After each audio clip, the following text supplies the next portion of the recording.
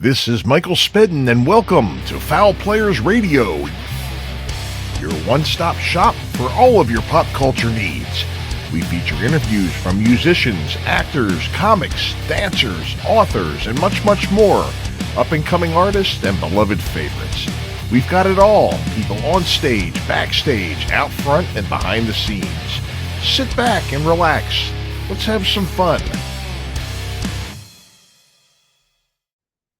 Hey, Mary Jo Peel here, and you are listening to Fowl Players Radio. Hi, this is Paul Castiglia, and you're listening to Fowl Players Radio, the one-stop shop for all your pop culture needs. And welcome back again to another episode of Fowl Players Radio. Michael Spedden here. We are now in season 11. We've got 11. Tonight's guest is Tainted Saints, a Baltimore, D.C. area band who has just signed a recording contract and released some of their classic material. Sean Barr and Richie Davis join me to reminisce about playing music past and present. I have to say, in Orange Seed Parade, we shared a stage with these guys quite a few times at the Rage and in a few other clubs. We discussed the music scene and clubs from years ago, had a great time catching up. Links to their record label and social media can be found in the show notes. The Fowl Players of Perryville are back in action and have upcoming shows on the Western Maryland Scenic Railroad and in Fifth Company Brewing at Perryville, Maryland, and others. If you're interested in seeing a show, our website is fowlplayersofperryville.com. If you're interested in booking us, fowlplayersperryville at yahoo.com or 443-600-0446. Remember, every Tuesday from 4 to 6 p.m. Eastern Time is the Back of the Rack, the Michael Spedden Show on 97underground.com. We feature classic songs you forgot you liked, songs that never die, interviews with up-and-coming classic beloved bands. Go to 97underground.com and download the free app today and listen to us wherever you go. We thank you for watching and listening to Fowl Players Radio. Our main website is fowlplayersradio.com. Our YouTube channel is youtube.com/@FowlPlayersRadio. Remember to support our guests in their endeavors. Links to their books, albums, tickets to their shows, and much, much more can be found in the show notes of each episode. We'll be right back with Tainted Saints. Hey, you guys, this is Gina Shock, drummer of the Go-Go's. Snowman here. Hey, Mary Jo Peel here. Hi, this is Kathy Ladman. Hi, this is Jay Nedry from the Road Dogs. This is A.D. Adams, and you are tuned in to Fowl Players Radio with your host, Michael Spedden. And welcome back to another episode of Fowl Players Radio. My name is Michael Spedden. I'm your host. And tonight, a couple of guys I go way back a number of years with. We have Sean Barr and Richie Davis from Tainted Saints. A couple of guys I knew from back in my days of playing the Rage and Orange Seed Parade in Baltimore, and playing there and in DC and a number of the clubs up and down. Sean's been a guest on the show before, but Sean and Richie have got some great news tonight that they're going to share with us regarding Tainted Saints. So guys, without further ado, I'll go ahead and let you give the good news. What do you say, huh? Well, the good news, hello, everybody, and thank you for having us, Michael. We appreciate this. The good news is that we just recently signed with Ionian Records, and we have released the self-titled Tainted Saints album, and it is on Ionian Records. It is available for through the website for as a CD for $15, I believe, and you can download us now on iTunes, Spotify, and Amazon. And it is being distributed, the CDs worldwide, Europe and Asia.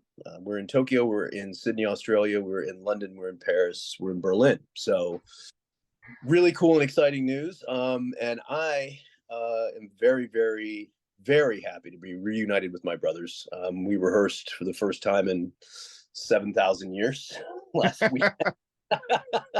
And the funny thing is that, the four of us, these four personalities with all of our different influences and everything, when we are in a room together and we plug in, it's on. And we haven't lost a step, really. The magic's still there, and that's the excitement, and the brotherhood is still there. So I'm very excited. I think Richie is too. Richie Davis on drums. I'm super excited. It's so funny. We worked like borrowed mules back in the day. Good. Literally worked like borrowed mules to trying to get a record deal. And I think the feedback that I remember hearing was everybody at the companies loved us, but they didn't know how to market us and they didn't know where we would fit in. They were looking for another Guns N' Roses or Axl or LA Guns or something. Mhm. And it's just really nice that we've kind of been rediscovered by this record label, and finally put the material out. We had great production work. We had a great mastering guy. It just sounds unbelievable, better than I'd ever imagined it would. It sounds like it should have sounded back in the day. Well, good for Agreed. you. Good. Hey, this is really great news. Really great news to hear that. A lot of people go through life. They put their heart and soul into something. It ends for whatever reason, and you always kind of wonder, what if? And I do this to myself all the time. I'm like, did I do? Was that crap? Was it no good? Did people not get it? Or was it worthwhile? And now all of a sudden, look, you struggled back then. We were all struggling back then. And the music industry was taking a drastic change when we were all trying to get signed back in those days, no doubt. And the fact that somebody was listening, found your stuff, liked it, and now look at this. Mm-hmm. Appreciation must be like a light coming down from the heavens, appreciation. It really is kind of like that, and it's just so funny the way the world is now, and the way that you can connect with people. And I got this. I didn't get it, but we got this record deal by basically contacting somebody through a YouTube website, and that person, they knew a guy that owned a record company. And they had heard our material and were immediately interested in signing us up. It's been a great experience. The record company, Eonion's been great. Steve and Craig, the owner's been great. They're putting resources into us. They just had a professional video made of us that's been released. They paid this guy named Anthony Fox to master all the material. He's worked with Aerosmith, Ace Frehley, Buck Cherry, so it's just really nice to have a camp around you that believes in you and is willing to put in the energy. That's great. And I tell you, you've got some very experienced people there working with you. That is something. And some of the things you were telling me about this, and I've actually heard of this technique before with older tapes, baking them. Yeah. You would think that would be like the last thing in the world you would want to do with your tapes, but apparently it works. I've heard of a lot of people doing that. I'll just run it back real quick. We had recorded at Q with Jimmy in Falls Church, and then the next session we did was at Omega Studios in Rockville with Chris Murphy. And I had talked to both studios, and I was, hey, can you give me the digital? Because we want, it's a digital age and we want the material. We want to, remix some stuff. So we couldn't do it with Q because everything had been, mixed down to a DAT. You could take the DAT and put it into, an MP3 form, but that's what we had to work with. I ended up going to Omega, and I was talking to the guy at Omega, and I said, well, I was talking to Q, and they threw everything else away. And the guy looked at me and goes, I've never thrown anything away. I was like, excuse me? He's like, I literally have never thrown anything away. What's the name of the band? Tainted Saints. And he sent his runner up there, and they have these big boxes of reel to reel. I have them in my closet over here. And he's like, I'm going to probably have to bake them and I was like, what do you I'm thinking cookies, or like a pizza. And he's like, no, it's a process. We take the moisture out to make sure if they don't do that, the tape won't run through the player so they can play it and, download all the tracks. So, so they baked these two big reel to reels of the session we did at Omega. And it's funny because there's these giant boxes. I'm sure you've seen those big Yeah. filled tapes, and it comes down to this little stick, right? Plug it into your computer. And I sent one to Richie, and because Richie's got a studio in his home in Tampa, and Richie did an incredible job of remixing everything and getting it.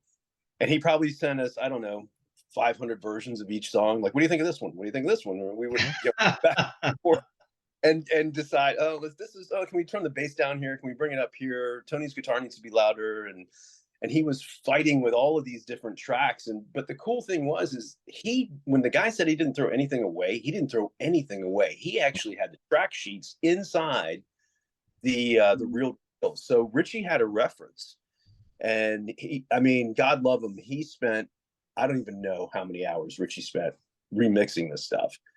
All I'll say is I lost count after about 20 hours. 20,000. And it was funny because we both, when you listen to the original, it was like, it could be, I don't know, cleaner. It could be, you know what I mean? And Richie just sort of cleaned everything up and balanced the tracks to the point where it made sense, right? And where everything was where it needed to be at that level. And then, from there it went to Anthony Fox, and he took everything, the stuff that was already down digitally from Q, and then the Omega tracks that Richie remixed, and he just made this stuff pop to where, and it sounds like what, in my head, what it back in the day and now, what it should sound like. Like, it sounds like Tainted Saints the way we should sound. And the version the CD is great. Get a copy, because not only for the sound quality, but get a copy for the history. There's a history of the band in there, the pictures, Tony's artwork, our guitar player, he did some incredible artwork back in the day for the band. Oh yeah. Just for the sake of the flyers. And we would of course plaster the Paragon and all around College Park and all around Baltimore, and oh yeah, Minute Club in DC. When we would play there, we'd paste the streets of DC with these flyers, right? And going back and looking at Tony's artwork, for example, he put a lot into it. And so you get copies of this artwork, this stuff. And when he first got the CD a couple weeks ago, I handed him one and he opened it up. He's like, I don't even remember drawing that stuff. Like he's like, did I draw that? Oh, wow, I guess it is. It looks like mine, right? So, but it's great packaging from Eonian. They did a fantastic job.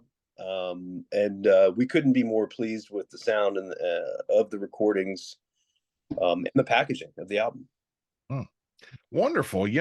And that really reminds me a lot of the good old days there when you're talking about flyering. Oh yeah.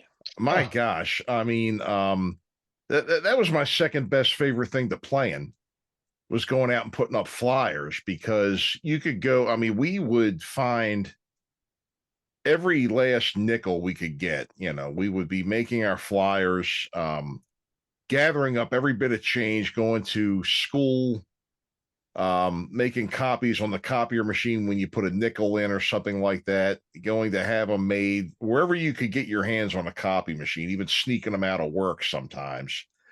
That was part of you. And back in those days, you better have been out there flyering if you wanted to play. Oh yeah. Yeah, you had to be out. There was no internet. Yeah, there was no internet. It was really no cell phones, nothing. So it was really, brute force way of getting promotion out there. Yeah. Well, the thing is too, is that you got to meet the people. Sure. You got to meet the people. You got to hand them something. Some people not only did that, but if there was somebody who really seemed interested and spoke to them, they would even give them like a 1 or 2 song cassette or something else, a tchotchke or something with the band. But things were a lot more social back in those days. And nowadays, people love bands, they'll go see them and stuff like that. But it seems like it's almost as impersonal to a level compared to the way it was with us, There's something to be said for that too. But I think that there's an element of the live show that's becoming more and more popular. Mhm. I feel like more. I mean, obviously, we were locked down for a couple of years, right? Nobody was going to see bands then, but Mhm. I think that's also another thing that's it's almost like, yeah, I don't know if you want to call it like short-term nostalgia, right? We miss Mhm. seeing this going out and seeing live music, and I think that there's some momentum building with that. And it's funny because the momentum is building with our band with this resurgence. People are coming out of the woodwork, and we're getting hits from I think Richie got something from Denmark or something, like some Mhm. guy is enjoying the music. So that's the other side of it, though, is what we talk about flyering. And we talk about how grassroots it was back then, and we would have to go out and pound the pavement. We didn't have the resources back then that we have today. Mhm. If we had what we had back, I mean, this is a different conversation. I mean, we all, the four of us as a band, get on a Zoom call and Mhm. we band meetings, right? And we hash out business. We do the same thing with the record label. We get on with Stephen Craig from Aeonian, and okay, what are we going to do? What's the marketing? How much is we getting paid for that? All of that stuff. And I sent Richie today. I sent him some MP3s of some recordings of Galore, which was the band that Tony and I. It was just the two of us. We started recording after Tainted Saints. Mhm. We can transfer all of this material digitally. Richie is now in his home studio in Florida. I send him tracks. He cuts his drum tracks. He sends them to us. And we couldn't. I mean, if you had told us this back in 1992, we would have looked at you like you're crazy, Oh yeah. right? Yeah. Mm. I mean, the tools are there now where, me and Sean have had this conversation a few times, like, oh, why didn't we have that master, or why didn't we do this? And it really came down to how much money we had back then. Yeah. And Mhm. you only got so much money, and and you're done. That's it. And Yeah. now it's like, I mean, I know multiple people that record albums in not a professional studio, and the albums sound tight. The Mhm. production level's great, the recordings are great. So, it's just opened up a whole new world. And frankly, when I was up there last week, I'm playing with the guys, and we're starting to demo new tunes for the next album already. Yeah. And Jazz is building a studio in his house in Maryland, and it's just amazing what you can do now. And you don't have to be there at the same time. You don't have to have a professional Mhm. engineer, although it's nice. Um, and like Sean would use the term grassroots. It's just a lot more grassroots now. You don't need capital resources like a record company would provide. Sure. Sure. Sure. And I yeah, I see a lot more people, doing that now, recording, learning how to do these things on their own and having them turn out to be pretty viable. Some not, I got to be honest, Sure. a couple of Sure. them. Of Hey, course. But overall, we're learning more and more about this here. And, and I'm also, like I said, I'm seeing, a lot of people coming back and giving it a second chance after all these years, which is it's very encouraging to me. I'm very encouraged, and I'm very, very happy to see it happening. Very happy to see it happening. And yeah, I'm really happy for people that are able to make it happen for themselves. Yeah. Yeah. Get everybody back together. Not all those band breakups ended on a happy note, as I could tell you. But Tainted Saints never really even, I don't think we ever officially broke up, quote unquote. mhm, It faded into, and it almost is like someone hit pause. mhm, And all these years later, someone pushed play again, right? right. And now here we are. And so I should say this: Delbert Clemens from Illinois, the former was he a fire marshal, now turned He's music. like he's like Eonian's personal A&R rep. Is he really is? And Stephen Craig from Eonian was, said, sometimes, Delbert will send me stuff, and I'm like, yeah, well, maybe not, But he said he sent me the Tainted Saints stuff, and he was like, "What the hell? Where have these guys been?" And so there's a lot to be said for what Eonian can do for us and has done in terms of getting us out there. I mean, I certainly would not. I don't think Richie or I both would know how to get on iTunes. So, right?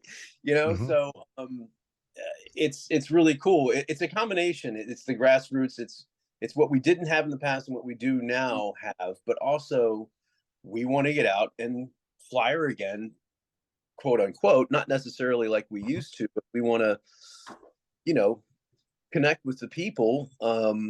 Hell, Tony's out in Annapolis, probably almost every night, like talking to people, giving them stickers, telling them, hey, go to my Facebook page, Tainted Saints, and check out the tunes. So there's an element of both, really, that are at play working for us.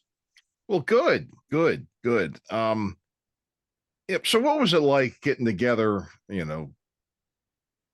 so I guess, you'd been in the same room to rehearse, having that chemistry come back and everything, that must have been a real thrill, huh? It was. And I think we were warming up and I was setting up the PA and the mixer. And I think I looked at Richie and I was like, I missed you. Yeah. We had played Tony and Jazz and I together, in an office, but I needed Richie. I needed those drums, first of all.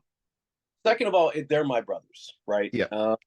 We are all, very unique and very different. And when the four of us come together, and it is the four original members of Tainted Saints, there's some sort of, I don't know, thing that happens. And it's incredible to feel that energy, the magic, and I don't know. We're looking at each other almost in disbelief last Sunday. Like I look over at Richie and he's just like, he's banging the drums, and I'm just like, I needed this. I kind of remember that session too. It was like, okay, so let's play this song. And then we play the song, and it was literally perfect note for note. And we're like, okay, well, I guess we don't need to work on that one. We'll go to the next one. It was like, like it just like, we have an album, so everybody was able to listen to the album and practice along with the album. So when we got there, it was just like, we should gig tonight. It was really, really tight. Really tight. Yeah. And fun. And fun. Yeah, I had a ball. Except, it's cold as hell up there, but yeah, I had a ball. Yes, it was. Still is. Ton of snow on the ground. Yeah, didn't you I guess you must have, part of the reason why you're down in Tampa is to kind of get away from that stuff, huh? May not be primary, but it's usually a factor, huh? The weather is absolutely a factor. And I love it down here. Every state's got their pluses and minuses, but yeah, the first and overriding factor is, I'm never scraping ice off my car. And there's something to be said for that. So. Yep, I was just scraping ice off my car, so there we go. I don't own an ice scraper. Yeah. So it's a big part of it. Honestly, if things go the way I'm hoping I'll probably end up moving back to the Mid-Atlantic. I'd like to be closer to the guys and my family and everything. So, but yeah, Florida's a good deal. I like it. Yeah, well, good. I'm glad to hear that. There's a bunch of Baltimore guys down that way, Baltimore, DC musicians living down that way. So I've spoken to them. I've had them on. I think Shannon Larkin lives down here. I'm pretty sure. Yeah. I know Buffalo Lee Jordan, who's been in a number of bands around, our way. He is, I forgot what part of Florida he's living in. He's probably going to choke me because he listens to every episode. He's been on twice. And if you want to talk about, I know Florida, go ahead, Lee. I know it's in Florida. I just forgot where. I think he may be on the East Coast instead of the Gulf side, but Miami.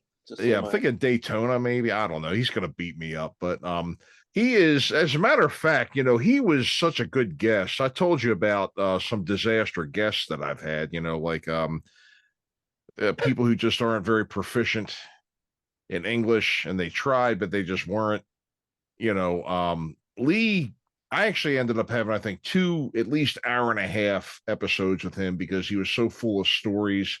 And we could probably do two more because, he's played with a lot of people and accomplished a lot. And he was a lot of fun to have on and to hear. So yeah, we really do have a history in this area. Thinking back on all these clubs, the bands, the clubs, the scene.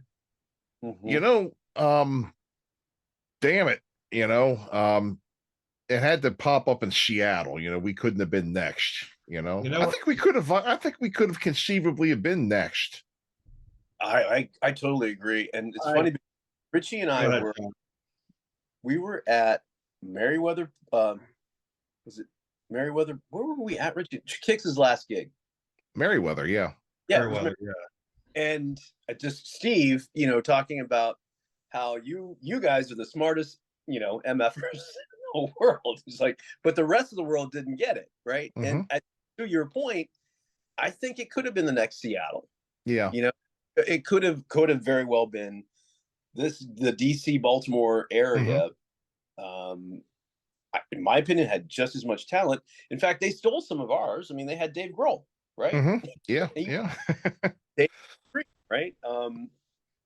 So it's very, very true. And I don't know if you would say it's just fate or the luck of the draw or whatever it is, but like, those the guys in Kicks, we looked up to those guys, and Ronnie would come to see, some of our shows. We talked about that before. And there were great bands. I mean, Orange Seed was awesome. Fuzzy Lipstick. Like, oh yeah. We used to gig with Tony and Pat Dement, and bless Tony Fonda. Bless Tony Fonda. That was a shame. Yeah, to the dearly departed, no question. But those were very heady days. Like when we would do the Rage, or we would do where would we Network? I mean, we used to play Network with Fuzzy Lipstick, and I just, there was a lot of talent, and we would watch each other's bands, right? We would always check each other out and encourage each other. It wasn't like we weren't trying to elbow somebody else off the scene. We were, supporting them. So you're right. You're right about that. I mean, because we were almost like a AAA baseball team almost to New York as far as our scene was, and our area, it was a big deal when one of us got to go to New York. And usually the last gig they played down in our area before they went to New York City was like a Bon Voyage party. And then there were people like Rox. I mean, Rox, Sue Hodges went to New York with us when we played CBGBs, She rode up with us, and there were other people that were, if you got the opportunity to do CBGBs or a bigger club like that, it was a big deal, and you had support. There were car caravans going up there to see people. There were other times when, or if you were, performing with a national act, it was always a big deal too, and people would come out and support you for that. I mean, there was some good-natured ribbing once in a while, and but that was just in the spirit of competition. Couple of times. Honestly, if I could backtrack for 1 second, I think a lot of the bands that came out of LA at that time were terrible. Well, yeah. When you were talking about that, if we're looking at like 90, like post 90, the hair band thing had run its course, and the bands that were coming up like 90 and 91.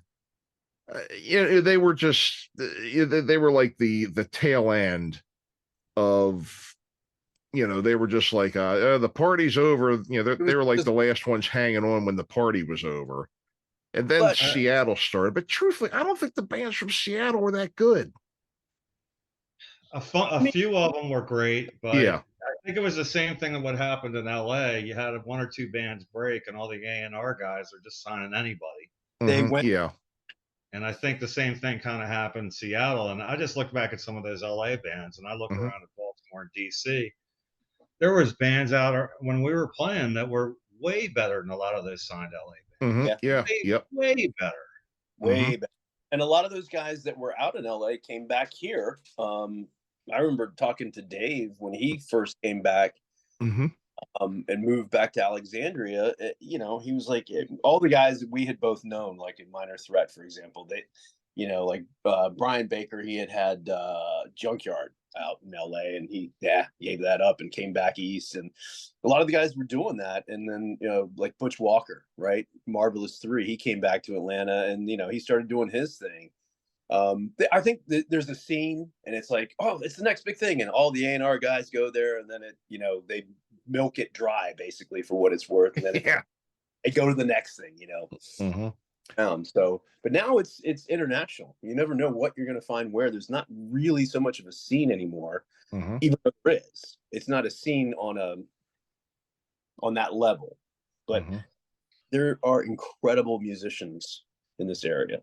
Wonderful. There are, and but the thing that I noticed too was that both Baltimore and DC were two different animals in a lot of ways. Absolutely. They had their they're like one of those Venn diagrams, you know. They had their unique to Baltimore, unique to DC, but then the common ground in the middle. And the thing that I noticed about Baltimore was that the bands looked good, they sounded good, but the bands there were not as willing to go out on a limb as much as the DC ones were, which is why Orange Seed did better in DC than they did in Baltimore. When we would play down there, we did okay at the Paragon, but like the 9:30 Club and the 15-minute Club were great to us.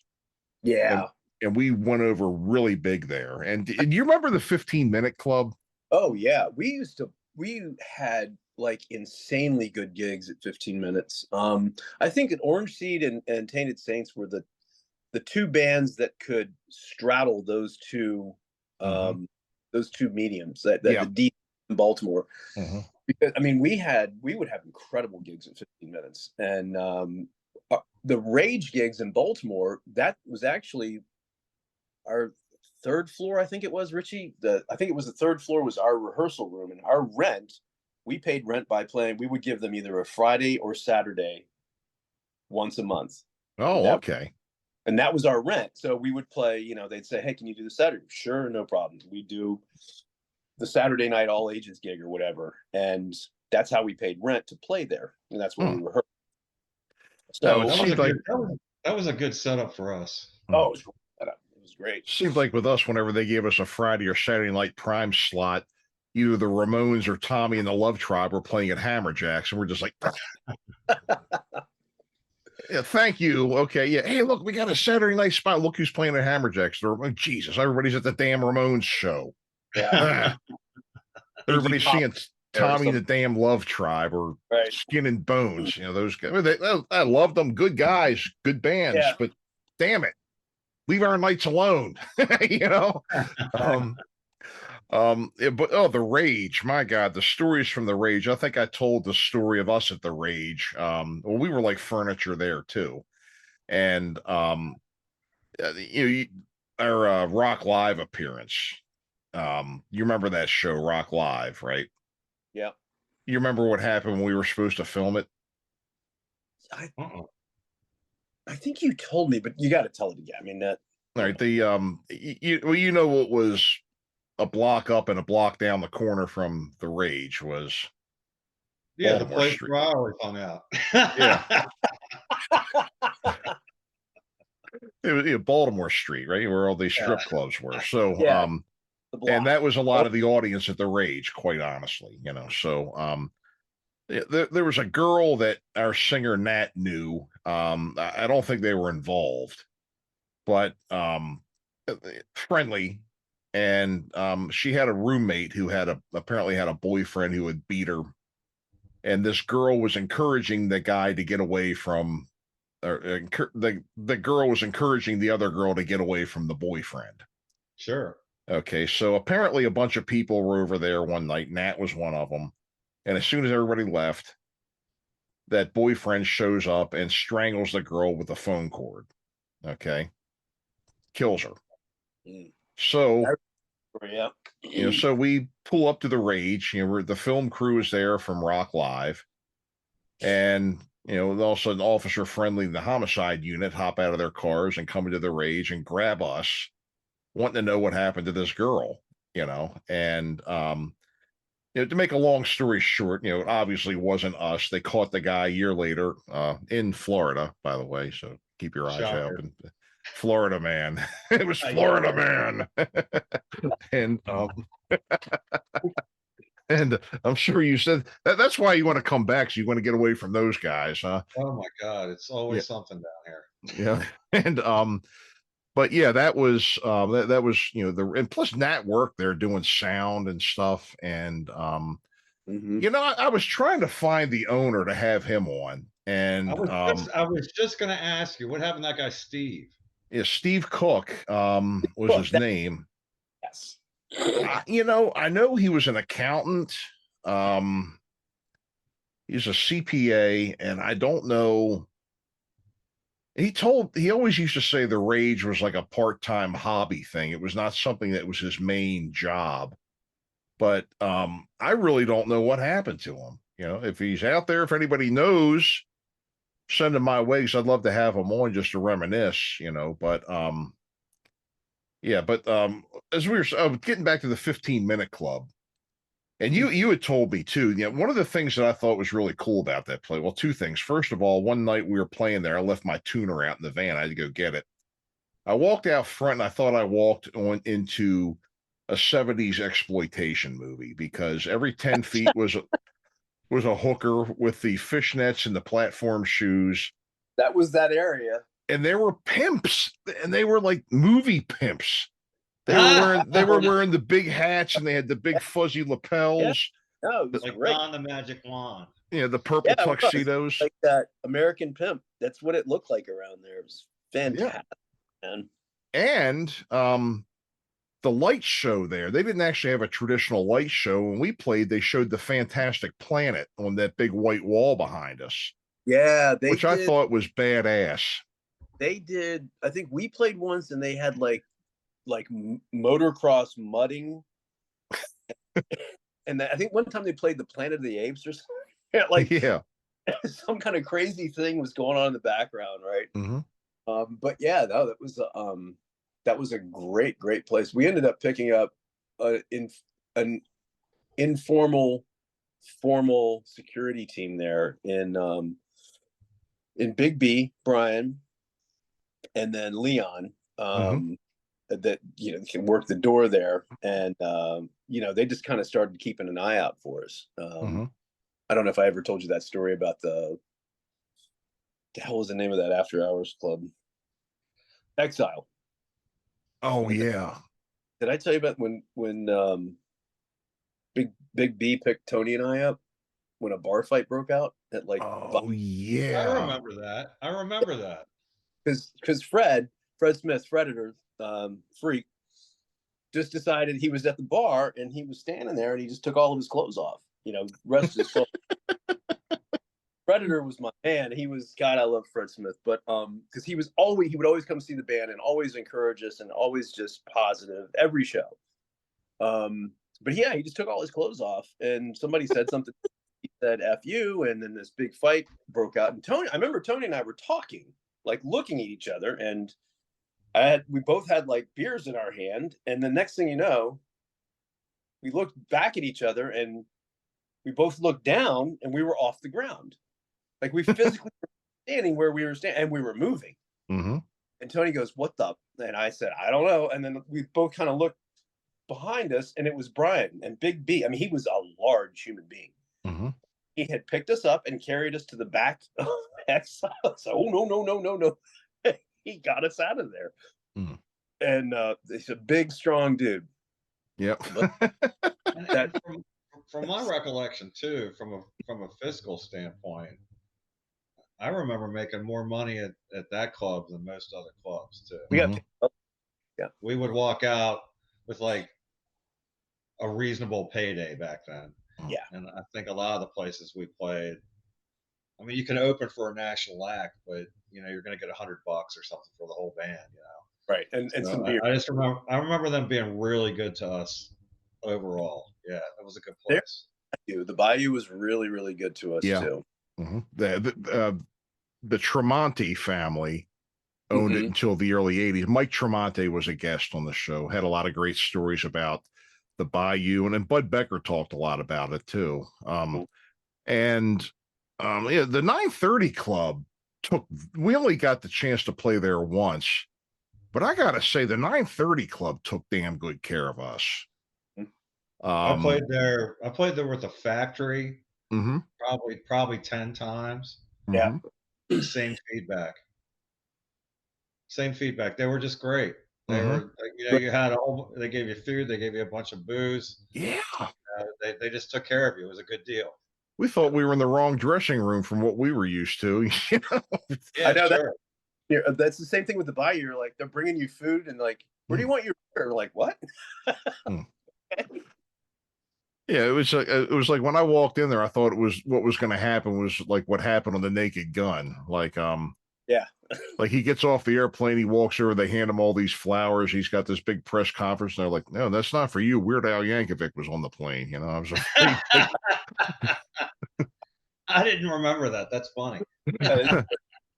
All right, I thought that we were going to start eating or something. They were going to come in and slap our hands and take it Right. away. They're like, "No, it's for you."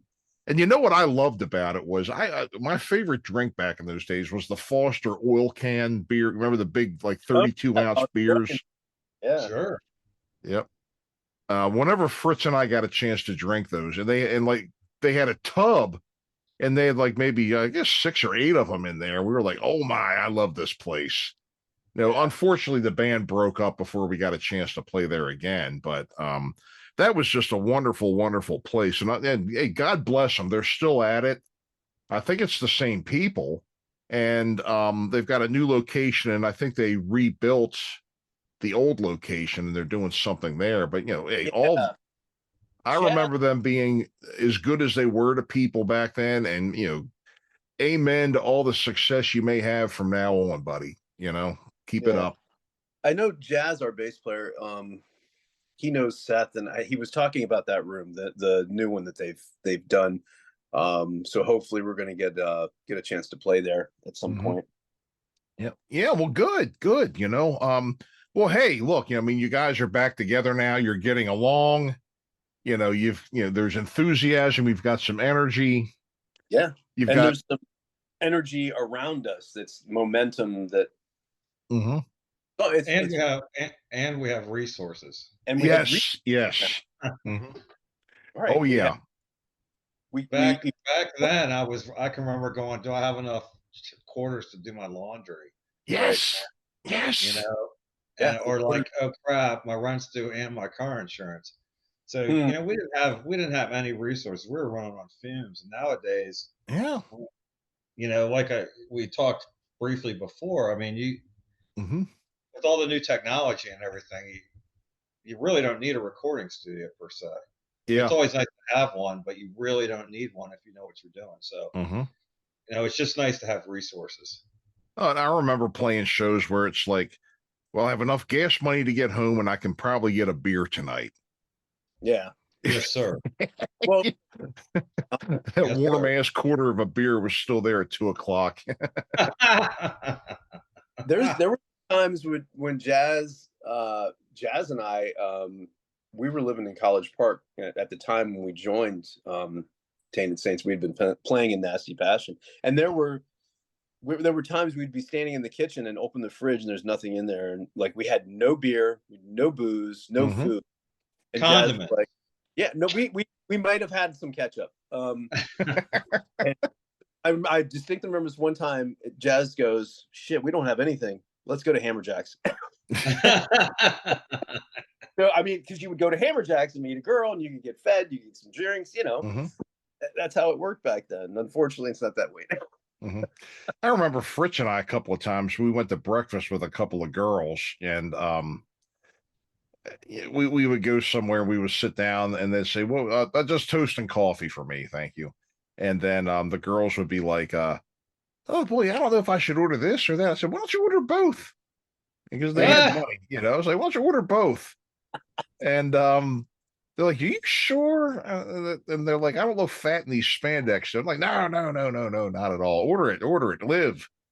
And then they were like, oh my God, I can't eat that. Oh, I'll take it. You know, that's kind of how Smart It, move.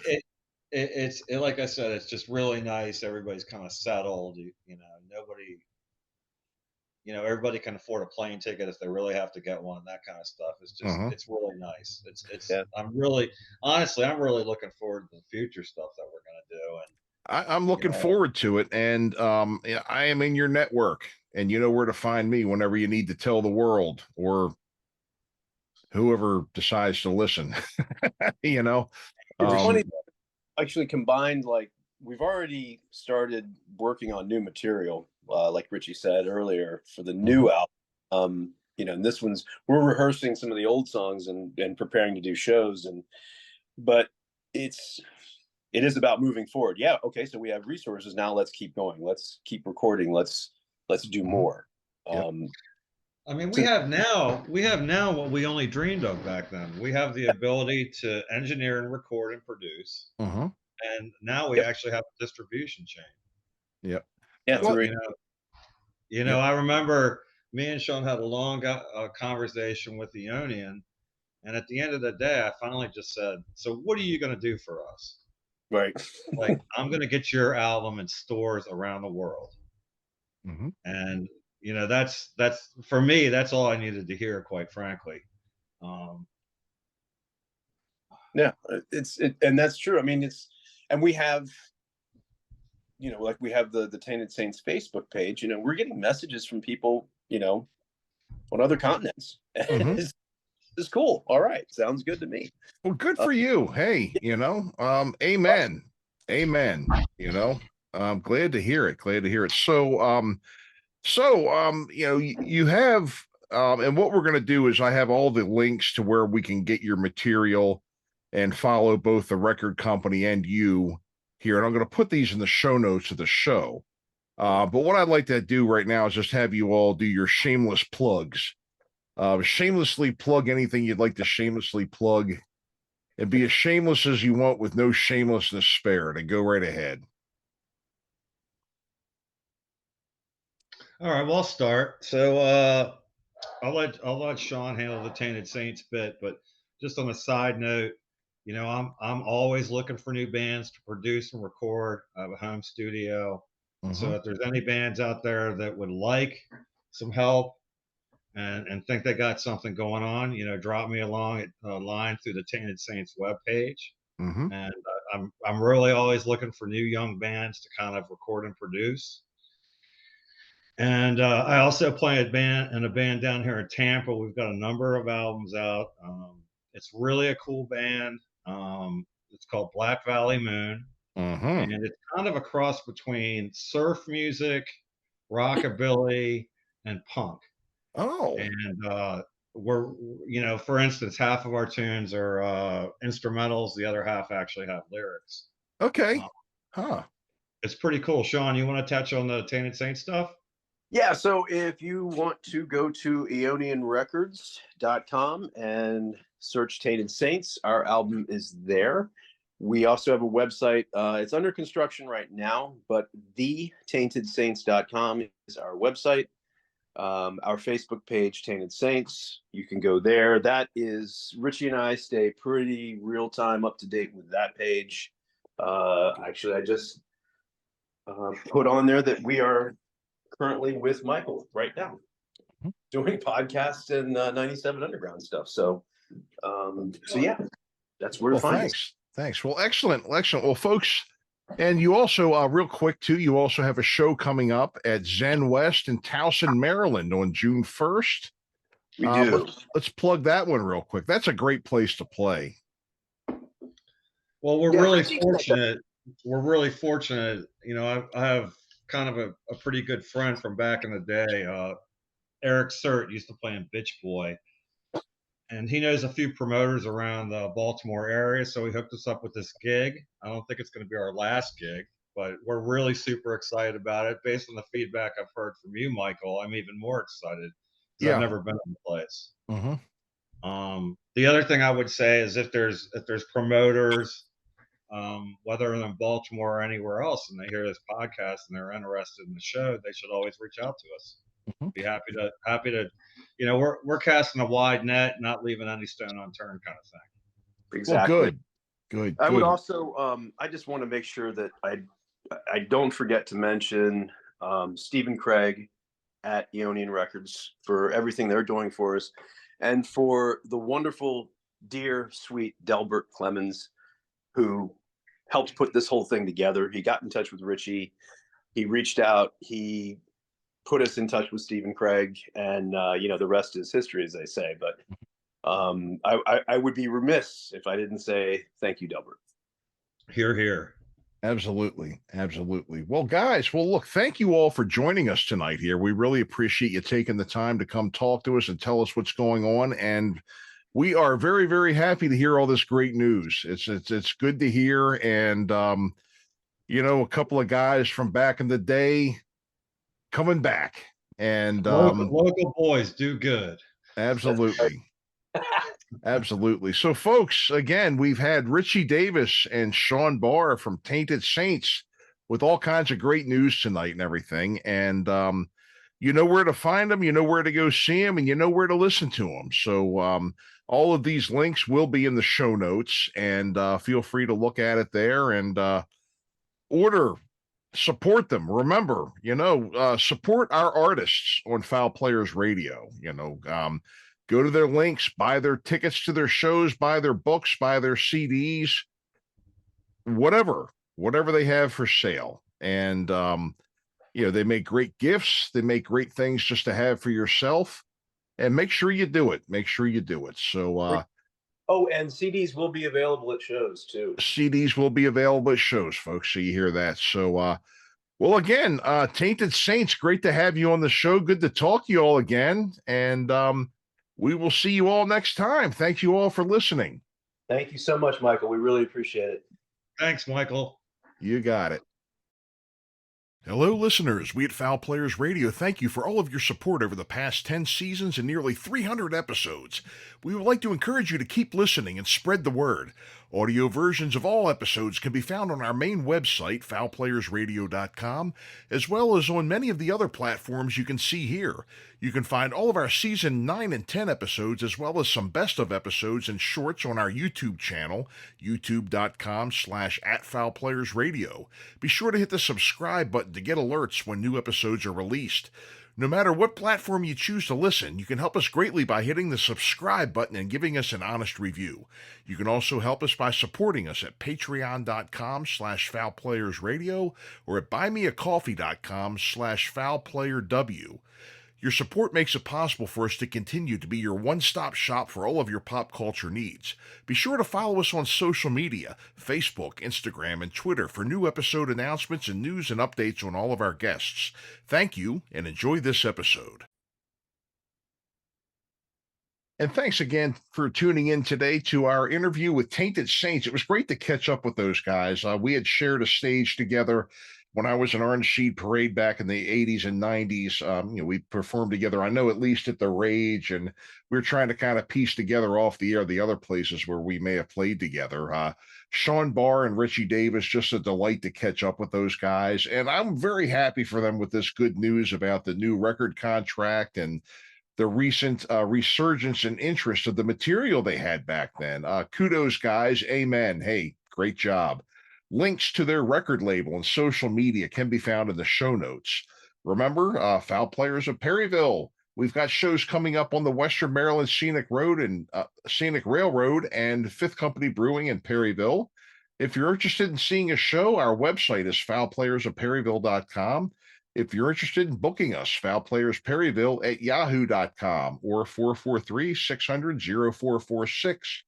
Every Tuesday from 4 to 6 p.m. is The Back of the Rack, the Michael Spedden Show on 97underground.com, where we feature songs you forgot you liked, classics that never die, interviews with up-and-coming classic beloved bands. Go to 97underground.com. and download the free app today and listen to us wherever you go. We thank you for watching and listening to Fowl Players Radio. Remember, foulplayersradio.com, youtube.com/@foulplayersradio. Please go and, click the support, click the follow button, click the subscribe button, hit like, whatever you have to do. We really appreciate the support, and also support our guests in their endeavors. Links to all their stuff, their books, albums, tickets to their shows, whatever, can be found in the show notes of every episode. And thank you again for watching. We will see you next week. This is Michael Spedden signing off.